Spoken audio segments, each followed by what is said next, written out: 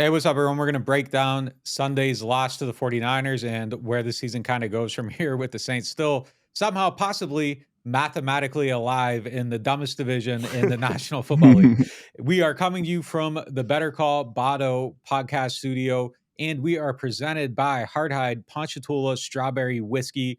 I'm telling you, their product's great. It's going to be launching in Louisiana this week. Make sure you go to the grocery store and try to find it. They are an 86 proof blend of 3-year-old wheat bourbon, American light whiskey, and fresh Ponchatoula strawberries. Blended in New Orleans, it's not for the thin skinned. Look for it in your favorite stores, bars, and restaurants. And if you need any help with the following: car wrecks, offshore injuries, 18-wheeler collisions, Maritime and Jones Act hurricane and storm claims, you better call Bato at 504-323-7777 or 985-303-7777 for your free consultation and case review, BottoLaw.com. And check out our friends Firehouse Subs. We are going to be there on December 10th for an event at the location on Veterans Boulevard. A Q&A come out. There's going to be a big giveaway. They got some music playing, a bunch of stuff going on that day. A big event there. Make sure you check them out. And let's get into the show.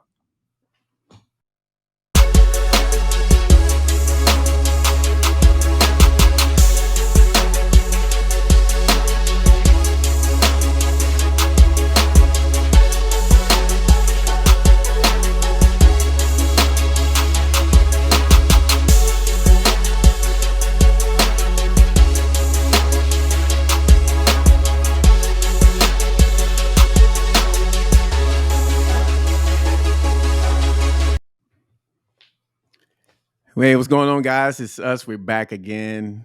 NewOrleans.Football podcast, as always. Presented by Hardhide Ponchatoula Strawberry Whiskey. Check them out. They're going to be in stores. Good product, good stuff. They're our friends, so make them your friends. Yeah, you know what I like about them? They just keep it real with you, like not for the thin skin. Like you know exactly who you are. I respect it. I respect it. I respect it. Mike and their DJ. What a great! This is my first pod since they became a sponsor. What a great sponsor for the 2022 Saints season. Let's be honest. Let's call it what it is. This season is not for the thin skin. This season is not for the thin skin. After every time the Saints lose, they should just be sitting there in the Superdome, like handing out bottles, like coping mechanisms. Whatever you got to do, man. Whatever you got to do. How we doing today, fellas? We're doing all right. All right, man. Let's get into some football talk. So the Saints didn't play well Sunday, at least offensively, and we'll talk about what they did on offense and then get a little bit into defense and see if there's any light in this extremely dark place that they're in. So let's start with the offense, and let's start with AK. Mike Triplett, what are your thoughts on just that situation? What's going on there, and how do you think DA should handle it as a coach?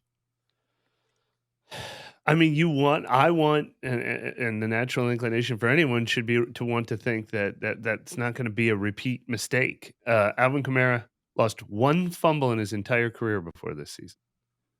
He had another season with 4 fumbles, but he only lost one, or he lost 2, I'm sorry, his whole career. Never more than 1 in a season. And he's lost 4 this year. Those things had gone away after him and Ingram had fumbled a lot earlier in the year, and then 2 in 1 game. You want to think, okay, just keep giving it to him and he won't keep fumbling. But it's just such a microcosm of everything. That's what I'm right about this week in my fallout. False starts and fumbles. You know, they're second in the league in fumbles. They're first in the league in false starts. Should be something that should be able to go away if you concentrate harder. Shouldn't be Ryan Ramczyk and Alvin Kamara doing it. I have no idea. I have no idea what the answer is. I mean, of course DA could, or Pete could decide to bench Alvin as a punishment, but does that really do any good? Does that stop the next guy from fumbling? Does that make your team better, taking Alvin off the field? I really don't know. I mean, I think you just keep going at it. But I mean, you have to make sure to make it clear that it's unacceptable. But I don't think it makes your team better to take Alvin Kamara off the field. Now, I'd throw my hands up on that one. I like this situation aside, just holistically, the whole season, not Alvin specific. I don't think that the answer is doing nothing. No. I mean, so like just drilling it. Like at some point, we're so far into the friggin' season, and it's the same stuff every single week. Well, why are the false starts happening? Why are the fumbles happening? Why are the missed kicks happening? All this stuff.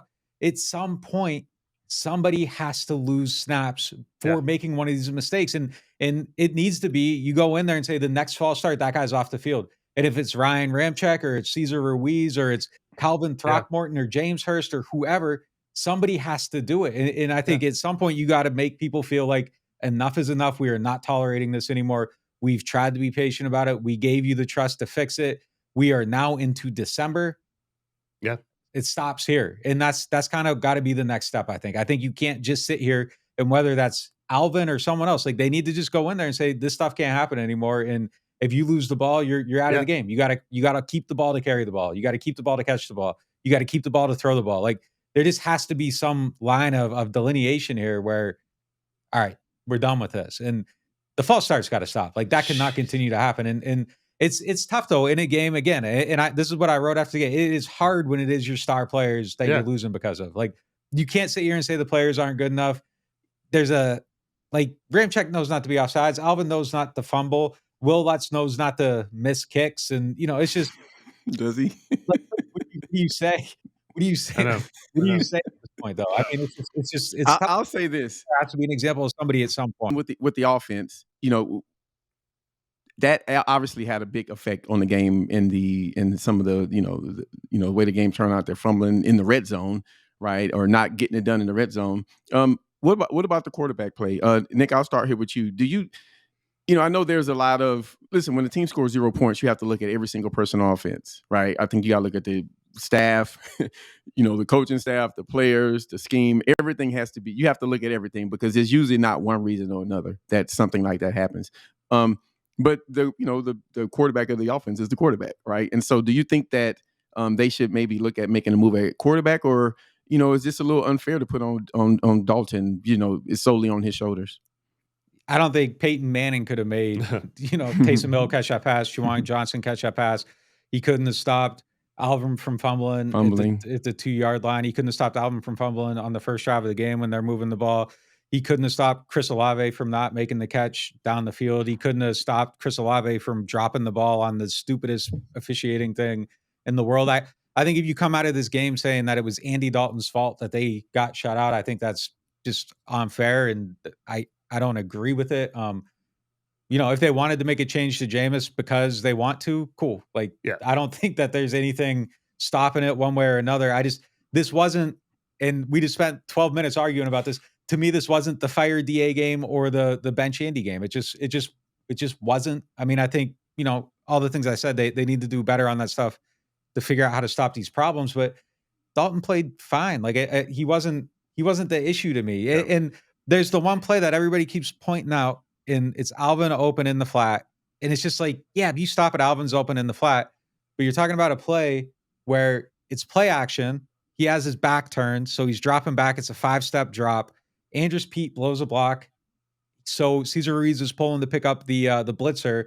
Because Pete blows the block, he has to hit the guy that Pete's supposed to block. So now you have a free runner. So now when Andy's hitting the back foot on his drop, there's a guy coming at him, and they want him to be able to hit like a jump pass over him. Yeah. To execute that play, he would have had to notice the guy over the middle that was supposed to pick up Alvin got caught up in the coverage, and he's open. And then, as soon as you're there, okay, I'm breaking off my read, and I'm going to here first. And now this guy's coming at me, so I got to have the wherewithal to stand in and throw the pass. There are players in the NFL who do that. They don't make $3 million a year. They don't make $14 million a year. So these are the players on the team that are just kind of doing it. And it's just, it's the same thing with Jameis against Carolina. Like, we didn't kill him for missing Alvin over the middle on that play. Some of the decisions against Tampa Bay, he was harder on him than we were on him. They were defensible things. So it's just, you got to keep things in context here. It's just, this kind of just picking apart on some stuff. Like, you just have to be realistic about who the players are on the team. And the funny thing is, what we did kill Jameis for was not making quick enough decisions and standing in the pocket too long. I mean, Andy Dalton, that play was designed to look right first. And as you say, the pocket's starting to close around him. And the guy he saw to his right, which I assume was the first read on the play, was Jarvis Landry.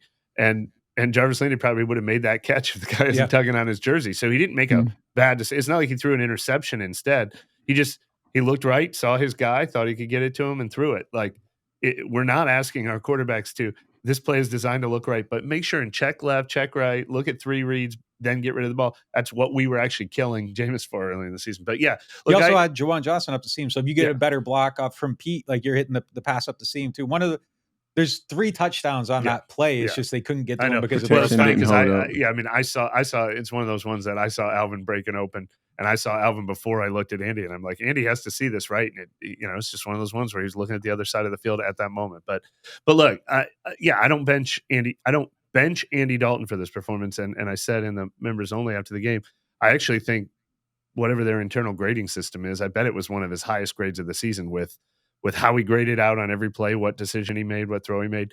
Didn't even come close to turning the ball over himself, and probably did the best job he has all season of escaping pressure. He's the leading rusher for the team this game. So I think he made the most out of this game that he could have. But at the same time, it would be silly to say, to try to explain to someone. I actually heard on a national podcast earlier this week, they're like they assume this is, they're not watching this team closely, and they're like 13-0. This team has reached rock bottom. Why is this team not turning back to Jameis Winston when they're going out there and putting a 0 up on the board and they're 4-8? And I don't have a good answer for that. Like Andy Dalton doesn't deserve to be benched, but at the same time, everything should be on the table right now. And if your team needs a spark, or if you need to figure out a different way to generate offense, of course you could consider going back to Winston. And I wouldn't be surprised if we see that after the bye week. If they don't beat Tampa Bay, then we're really done talking about math. Yeah. I'll take the devil's advocate hat from Triplet and put it on myself here a little bit. And it doesn't fit because you got more hair, Mike. But it's a big hat. I got it from Brian Robinson. It's a big hat. It's a big hat. You like you love that hat. So, but I agree with all the points you guys made on Dalton, and I don't necessarily agree with the point I'm trying to make, but I think it's an interesting topic. It's an interesting point. And is it maybe more not as much about Andy as it is about just the offense that they're running isn't working, and they need to try something different, right? And it sounds like you're just trying something different for the sake of trying something different, but it's just not working, right? So maybe is it better to say, hey, we're gonna be inconsistent, whether Andy Dalton is in that quarterback or Jameis Winston is that quarterback. Well, maybe we need to try to do something where we can stretch the field a little bit more, and maybe we can hit a couple of big plays a game that'll put a couple of points on the board. I don't know. I'm just trying to make up a reason to, look something else. But do you think it maybe has something to do with not just Andy, but just the offense as a whole that's not working, and something different maybe needs to be put on the table? I mean, so what's the difference? The ball ricochets harder off of Juwan Johnson's face mask, and now there's more opportunity for an interception there. I got a good answer for that. Jameis throws it so hard that the football will stick in the face mask, and he'll get it's just this specific game on its own, like it's just kind of the same argument as last year, is that the weapons just weren't good enough in this game. I mean, that's just kind of what it was. The team isn't good enough right now, I think was what So I don't know if it makes a significant difference. Maybe you get the one shot down the field and that's your game breaker. If that's what you want to bring into it, I'm all for anything they want to do. Yeah, one Jameis Winston pass to Rashid Shaheed, and they get 7.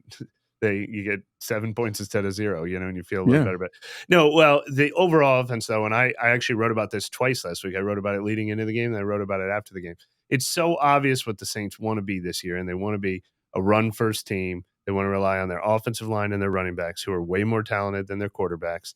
And when this team can't run the ball, they're screwed. So that played out against the NFL's there run defense. I mean, this game reminded me in that sense a lot of the Baltimore game, where you were just like, this offense can't work against this defense. Yeah. So maybe there is a theory to, let's go radical different game plan in Jameis against the Ravens and 49ers of the world. But the run heavy, don't ask Dalton to do too much, just have him make quick throws, quick efficient throws. That worked great against the Rams. It worked great against the Raiders. It works great against lesser opponents, and even equal opponents. I mean, it could have worked against Cincinnati and Arizona. But yeah, the Andy Dalton works best when they're running the ball and he's operating on 3rd and 3 instead of 3rd and 12. He works best when they have a lead or they're tied, not when they're down by 10. And so when you're playing a team like the 49ers, maybe in a situation like that, Jameis Winston would have been a better idea to give you something, but they just all big guessing. When they can't run the ball, it's kind of futile to talk about anything else. You can't run the ball, you can't protect, and guys are not catching the passes. Yeah, I'm not putting that game on Andy Dalton, by the way, at all. with that, hold up, one thing with that point from you just made the four passes from the four. Yeah. How do you feel about it? Well, at that stage of the game, they had already been their run game had been shut down to like an astonishing degree. I think at that point, I think Taysom had 6 carries for 13 yards, and one play earlier, he just got Yeah. just we haven't seen a team hit Taysom Hill this hard with this many bodies on the ball. Taysom Hill could do nothing, and they tried him 6 times. This wasn't one of those games where they only tried Taysom twice. Tried him 6 times for 13 yards. Alvin had 7 carries for 13 yards and 2 lost fumbles. So when I saw them get there, I would have probably been screaming, "Why are these idiots still running the ball?" Like you blamed him for running on 3rd and 1 and 4th and 1 at Pittsburgh because you were like, "This is not working." It was behind their weakened offensive line, and you're like, "Don't do something that you've seen for 3 quarters doesn't work." So at that point, I almost would have been stunned to watch them attempt to run. I initially tweeted, I was like, man, it's kind of crazy they didn't try one run there, and then it was like, well, the plays they called work. Like they weren't executed. I think that there's probably some criticism for throwing a jump ball to Taysom Hill in that situation. Yeah. I'm not saying everything they did there is perfect, but I want to get to a place where we can talk about this team in a rational manner. Yeah. And it's just like anytime you say anything, it's like, oh, how are you defending like what they did? I mean, 2 not weeks everything ago, they they're do idiots is bad. for running on 3rd and 1 and 4th and 1. Now they're idiots for throwing all 4. Like you can't just make your criticisms based on results. To your run stats, when they ran against 7 men in the box, they were averaging a yard point something per carry. Now, if you're in that situation on the field, it's 7 guys in the box every time, and it was 7 guys. And you aren't, if you gain 2 yards, if you're 2 yards away from the goal line, you're seeing an even heavier box. So the odds of them having a successful running play, it would have been very low. And I saw this tweet this morning from Matt Chatham. Used to play for the Patriots, and he's a football analyst now for a bunch of different places. And it was just kind of, I read it and I thought of this very talking point. He said, most media touch points for fans can't and or won't explain or discuss what went wrong in a play and why and how it is corrected. Fans conclude every time something doesn't work, it was because the wrong play was chosen, like Madden, which in a universe removed from football reality. There are a minority percentage of plays where a player was bound to fail and the look should have been better planned for. Just saying run or pass is just not smart. And you can't just say, oh, that pass didn't work, so you should have ran. Like, it's not always that. Sometimes it is, but it's just not always like, you should have done something different. The problem there is like the broadcast was killing them, said run 4 times and you get a yard each time. And I'm not sure that's actually were they not watching this game? Like, because I am always hearing, like, I'm always hearing what Twitter is going to say. Like, covering the Saints this year, especially, I always think everything's going to fail, and I'm ready to hear what the complaint's going to be. And I actually, in that moment, was thinking, if this team tries to run here, they're going to get killed because we've just seen the run not work this entire game. And if they ran, people would be, they're so creative, they're so scared, they're so, where's Rashid Shaheed? Where's Taysom? Where's Alvin Kamara out in space? Like, that's what they would have gotten killed for if they would have tried to run there and got stuffed by the number 1 run defense that was kicking their butts all day long. Yeah, it would have been. Yeah, if they run 4 times and fail, they get killed for it. If they go for it on a 4th down and fail, they get killed for it. If they punt, they get killed for it. That's just kind of where they exist right now, though. And that's, you don't have any money in the bank. People are going to kill you for it. And this is going to sound to a lot of people like a huge defense for the whole team and everything. Like, we've killed them a lot for a lot of their play calling, a lot of their decisions, a lot of stuff they've done.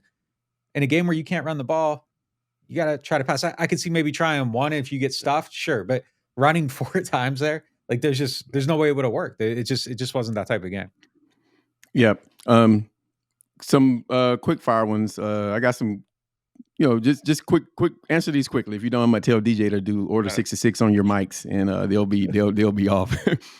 Was this a good game for the would you say the offense was worse than normal this game, or the Niners just defense was uniquely great in elite in a way that they haven't faced much, in recent memory? No, Saints. I think it was on the Saints being really, really bad. Fumbles, passes off the face mask, passes off the hands, not executing. Yeah. I'm gonna give the Niners a lot of credit, though. I mean, I agree with Nick, of course, especially since you can make an argument that 14 points could have won the game. If San Francisco had 24 points, we could have just left early and called mercy rule or something like that. But the Saints should have been able to score 13 or 16 points in this game. I mean, they got in a field. They got across midfield 4 times in this game. They got inside the 5 twice. So they should have been able to score 13 or 16 points. But that defense was the real deal. It's kind of how I felt watching Baltimore a couple weeks ago too. They lived up to the billing. Like everything the Saints did against the 49ers was hard work. And so that magnified all those problems. That's why they had 0. You know, if they play a clean game, they should have had 13. Yeah. They never should have been in the 20s in this game. They played a good team and just, you know, they shot out their feet so much that they're walking on on peg legs at this point, and then the termites came and there was just nothing left by the end of it. Yeah. All right. Let's move to the other side of the ball because I think there's a little bit of light there. Yeah, the defense, I thought they played well. I thought they showed up. I thought they made some good stops on, in some, I thought they played good situational football. They got, the 49ers got to their red zone. They stopped them. I thought the group they played well. I thought they played with a lot of energy. That's the one thing that stood out to me that they were playing fast. They were rallying to the ball. I thought the tackling was better. I thought the play calling was on point. I think that's a hard offense to plan for, given their scheme. And I thought the linebackers, did a pretty good job with their eyes. Just guys kind of playing their edge, playing their gap. Just a lot of good fundamental things I saw from the defense that I don't think that we've seen much this year. So, yeah, just what's your thoughts on the defense and why did they play so much better? And is this something that they can continue to run with? We can start with you, Nick. So first of all, I was on the radio this morning with Jake Hester, and I thought he made a really good point about this team. And he said, the problem with them is that it's not just offense or defense. So you can't even, like, if you wanted to make a midseason change and we're just like, hey, like, this isn't working, let's shake something up, let's get a different coach in here, let's get somebody else. You can't just focus on the offense and you can't just focus on the defense because, like, the defense is great, then the offense is solid. We'll never say the offense has really been great. They're great against bad teams. But it just keeps going back and forth, and there's nothing there. I think you've made this point a few times. Like, I think that if DA just became solid on defense the rest of the way, I think that would be enough. It'd be a bright light kind of in the season. Maybe they figure it out with the healthy players. I did think it was a really good game defensively. Like you said, the linebackers were really good in it. Caden Ellis had another good game. I kind of believe in him at this point. I mean, it's 3 in a row at a volatile position. If they can just keep doing that, they get Marshawn back, independent of the results. If you could just get this defense playing, at least there would be something for DA to go home, hang his hat on, and maybe you can build off of that some way or another. But until that happens, I think it's still kind of a volatile situation. I think it's a huge week for him. That's the story I'm going to write this week too, is that DA, the head coach, if he wants to save his reputation as a head coach, the guy he needs most to do his job is DA, the defensive coordinator, especially against Tampa Bay. Like, he needs this to be his best game as a defensive game planner and play caller of the season against Tampa Bay on Monday Night Football, just like it was last year when Sean had COVID and DA basically earned the Saints' job by winning 9-0 in Tampa last year. I actually didn't think this was I think some of the problems were masked by the Saints defense in this game. I thought they were horrible on 3rd and long earlier in the game, so they kept staying on the field. The at one point the time of possession was 24 minutes to 9 because they just were not getting off the field, but they were playing really good bend but don't break, and that obviously that goal line stand on 4th down was huge. And they also had 0 pass rush in this game, and Jimmy Garoppolo was holding the ball too. Wasn't just that they couldn't get to him like Tom Brady in week 2 when he was just firing off quick passes. So it wasn't perfect, but what they didn't do is have the stupid mistakes. They weren't missing their tackles. They weren't having a total blown coverage that left a guy wide open. They made San Francisco work for everything. And the other thing, of course, that they didn't do is force a turnover because they're absolutely incapable of doing it. God forbid. They finally get one and the refs take it away. It was unbelievable. I'm gonna have people hating me on this one, but he was grabbing him about 10 yards down the field. Like it. Yeah. I don't know. Yeah. I don't know. Like if you got your Chris hand Harris was so funny in the locker room. He was just like, that was a regular play. I do the same thing on every single play. He wasn't running. I wasn't running. We looked at each other like, I wonder who they called that out. He was just like he couldn't believe it. But yeah, letter of the law. He committed an infraction. You got your hand on someone's shoulder 10 yards down the field. Yeah, you open yourself up to it. Was it a little soft? Yeah, it was a little soft. But if you're just kind of watching the play, you got to get the hand down after that 5-yard bump. But the point being that the defense did do enough to win this game, and it was a really promising sign that, like, because the mistakes were here we go to the first 12 minutes of this pod again. Because those mistakes are theoretically the kinds of things that shouldn't happen every game, false starts and fumbles and a couple random officiating calls. The way the defense played, the players that are coming back from injury, I think we could see a different team already this week. Like, even though 13-0 feels like rock bottom, I don't feel like team is at a rock bottom point. I wouldn't be surprised to see a little more fight from them against This is Tampa going to Bay. be an insane statement, but I've felt worse about them after other games. I felt worse about them after Pittsburgh. Ravens. Yeah. Pittsburgh, Ravens and especially. Pittsburgh. Those two. This actually reminds me a little of the Ravens game, though, where I was like, oh, they just weren't going to beat that team tonight. Like, they're not in their class. I didn't get that because I didn't get that because I thought off defensively they never looked like they could stop the Ravens. And that's true. That's true. That last Alvin fumble, it's a 1-score game. Yeah, I think if Alvin gets that touchdown, I don't know how this game would have turned out. To be honest with you, I could see a scenario where they catch a little fire in the defense because the defense had been playing well all day. You talked about the time of possession. A lot of that was the offense inability to possess the ball. Of course, right? I think first and foremost, and defense wasn't perfect. I thought the pass rush was I don't think it was non-existent. I thought it was a little hot and cold. I thought it was good in the beginning of the game, and I thought it wasn't consistent. I guess that's the best way to explain it. But this game it didn't feel hopeless. The Ravens game felt absolutely hopeless. But yeah, I think there's some.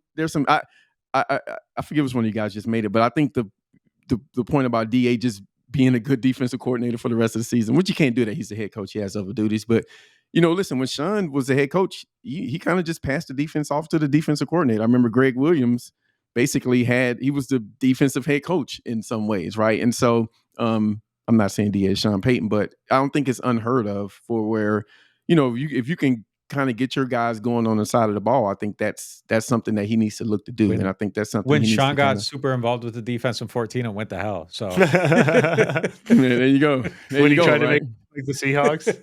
Yeah. It was like, that's right. Because I got a different idea. Yeah. Rob spent the whole season just like, well, I'm not running my defense. Yeah, that's right. Yeah. No bones about it. Man, those are some crazy times, man. But DA, he needs to have his guy. I thought there was some positivity here, and just some quick fire things. Is it me or I think Paulson Adebo play has been better over the last maybe 3 to 4 games. I know I thought he was legit great. He was legit great in this game. Three pass breakups. It was probably one of the better games of his career. Honestly, I mean, he played really good in this game. And DA brought up his name what do you say it? Unsuggested or whatever. Actually, there was unprompted. Thank you. Unprompted. There was like an Alontae Taylor question, and he's like, Alontae Taylor and Paulson Adebo, like he added him, and made a point that he thinks over the last 3 weeks he's back to looking like what they expected from Paulson Adebo, which is a huge development. Okay, well, that's good. I didn't even hear the interview, so I'm glad to hear. Yeah, Kevin, we didn't talk to you about this after the game. This was a huge talking point. I thought was how they put Alontae Taylor on the bench when Bradley Roby came back. And I think the answer would be obvious right now, which is bench Strap Harris and put Bradley Roby in the slot. But it becomes even tougher when Marshawn Lattimore comes back. Is it Lattimore and Adebo for you? Do we all think that's what it is? No or where does Alontae Taylor fit into this mix now? On the bench. Yeah, if Marshawn Lattimore is back, I'm playing Paulson Adebo and Marshawn Lattimore on the outside. I'm playing Bradley Roby in the slot. I don't even have I think that's exactly what I would do. Adebo's playing, like I said, over the last few weeks, I've noticed he's been better. Marshawn is Marshawn. And I think, Roby is, Taylor, I think he's a guy who needs some refinement. He plays almost a little too fast sometimes. I don't like, he misses some tackles. He squares up. There's routes he struggles to cover. So, he's a rookie, man. He's a rookie corner. It's one of the hardest positions to come in this league and play. So this is not a down on him, but yeah, I think if you're a DA, you're trying to play the best defense you can for the remainder of the season. And I think that is with Roby in the slot and, Lattimore and Adebo outside, and Harris and, Alontae Taylor can be the backups. And that's how I would run it. Yeah. Until we have the information to properly say that Paulson Adebo can play in the slot because he's played 40 snaps there his whole career, I can't make that projection for him.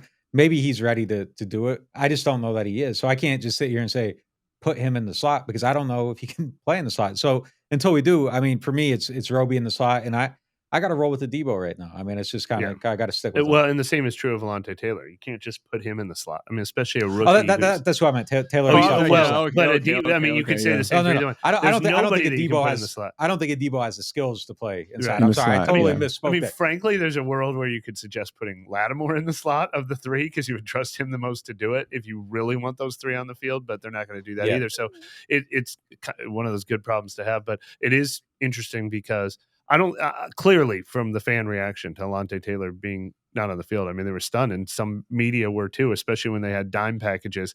But you can't just put him in the nickel. You can't put him at deep safety. He can't replace PJ Williams. Like he just hasn't worked at those skills. Outside corner is really the only place he fits. But I didn't really understand why they didn't move Roby and let him keep playing outside corner. But I agree with that. But the point being that it's clear that the coaching staff has seen the same things Nick's seen on tape and that we've talked about, that Alontae Taylor is not perfect and he's missed among their missed tackles leaders and he's overrunning some plays. So he's not perfect. However, I think it was also very clear that he kind of rose to the challenge of being sort of benched or moved into that alternating role with Bradley Roby. And I think you could tell from what DA said and just like the charisma in his voice or whatever, that he was really impressed by Alontae Taylor in this game in particular and really liked what he saw. And when he lumped those two together, he said Taylor and Adebo are playing with the kind of like energy and improvement that we need everybody to be playing with right now. So I do think they're going to continue to find ways to keep him on the field and not just bench him entirely. Let me make a more coherent point here. I do think like long term that Taylor's probably the guy that plays in the slot. He's got loose hips. He can move. He can change direction quickly. He's really fluid. Everything he does, he's good in. He has some zone experience from Tennessee. Like I think everything he does is fits at that spot. He's only played 40 snaps at it though throughout his career. So until we do see it, I think it's hard to project it. And as we say that these other guys should play, I think Taylor's upside is probably higher than maybe even higher than Adebo's. Like I think he has significant upside. I think there's a lot of stuff he can do. I think he's eventually going to be a really great player. Just right now, I'm not sure that he plays ahead of Adebo. And I think, again, until we know it, I say Roby in the slot. I think when you look at these last, like I said, 3 or 4 games, I don't see how you play anyone other than Lattimore over Adebo. I mean, just from a cornerback perspective, I mean, from like, I know, and fans, I get it, right? You want to get the best players on the field, but the slot is a totally different animal than playing outside, right? Outside, you're protected by the sidelines, and you got safeties there. When you're in the slot, the skill set is totally different, right? You got to play a two-way go. You got to be able to tackle. You got to be able to blitz, right? Those are the top 3 things that a slot corner does, and it's just not a skill set that every defensive back has. Like I probably play PJ in the slot before I put a young guy who's only had 40 snaps there, because at least I know PJ's done it before, and he, you could probably say he was average at best, or maybe a little bit above at times and below at times. But, I would feel better there than putting a guy there with no experience. The projection for him, though, in the slot, like it is great. Like I think he'd be an outstanding blitzer. He's incredibly fast. He's got good instincts. He's fluid. He moves well. When he's tackling well, he makes big hits and he's physical. He can take on running backs and make those plays. It's just not a talent question at all. Yeah, not just got to be a little more under control. Anyway. So yeah, it's just a refinement of those skills. And when they're ready, not a talent question at all. Yep. All right. I got a quick hitter, then a little fun question. I managed to find a fun question in this when they dropped the donut. Good This is the Mike Triplet session. But one last thing about the team is Rashid Shaheed looking more like an NFL wide receiver every week. Rashid Shaheed. Yeah. Excuse me. Yes. The answer is yes. Yep. All right. Getting the snaps too. He's getting the snaps too. Like he's become number 3. They found out that he's a good football player. They have a 1 and then a Twitter was ahead of them on that one. Twitter was ahead of them on that one. We got a clap button somewhere over there. We rip on overreactionary Twitter every once in a while, but they got the big W on Rashid Shaheed. No question. Yeah, I mean, he's. I mean, look, like I said, I don't know if they have a wide receiver depth chart. They have a 1 Olave, and then they have a bunch of other guys who play and don't play. And I think it'd be nice to see Jarvis Landry be a 2 after the bye once he gets back up to full speed. Look, I mean, the NFL tells you about players sometimes, and that's what I've been. That's been my mantra for years. Like, the NFL will tell you how they feel about a player, and a lot of I know we think we know everything, but guys stay unsigned for a reason, right? Some of the guys that came here that with a lot of fan hype. It just hasn't worked out because the NFL. Yeah, let's talk about that real quick, because that's something that me and you have talked about for years. Is the league tells you who these guys are, and then they signed 2 players extremely late in the process, and we allowed ourselves to get excited about it and think it was going to change the team. And I mean, it's we should have stuck with the we should have stuck. Look, I've learned a couple things about analyzing and stuff just from this. So it's been educational for me too.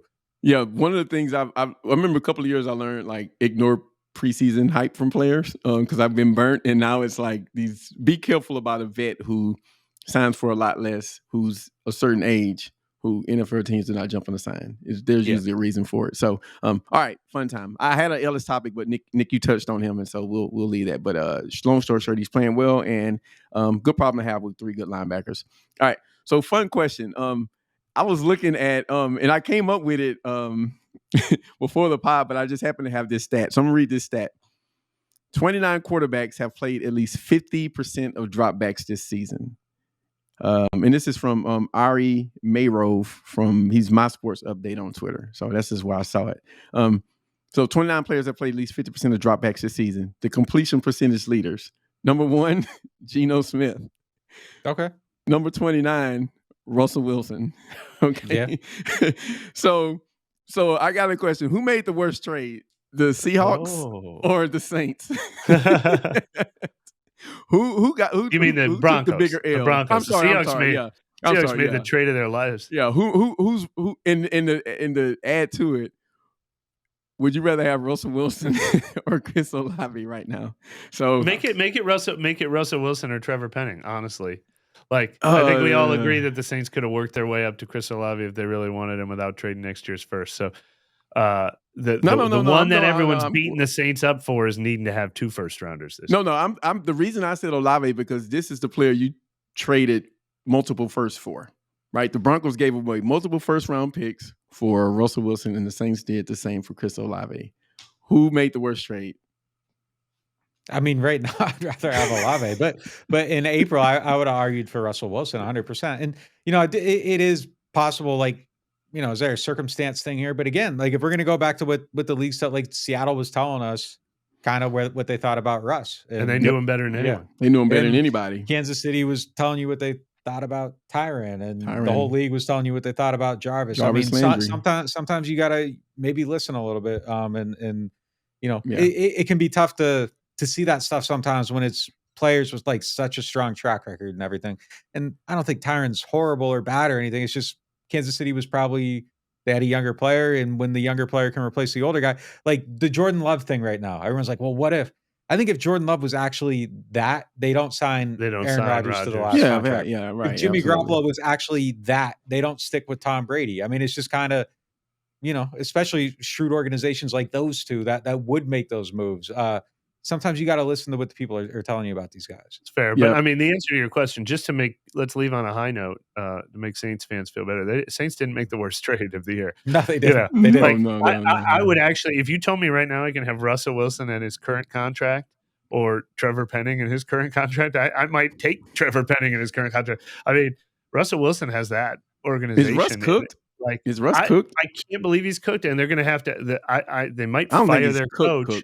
And hire another coach after just 1 year because their entire organization depends on figuring out who can figure out Russell Wilson. I wonder if they make a hard push at Sean Payton for that reason. Like no, they ain't got the capital. Their whole franchise right now is going to sink or swim with this gigantic contract that they signed Russell Wilson to. They signed him, and they're stuck with him. Yeah, they're stuck with him. And I'm with Nick. I'll admit that one too. I would have wanted Russ too. I especially wanted him last year. It would have been awesome to see Peyton work with Russell Wilson here, but I would have been all for it too.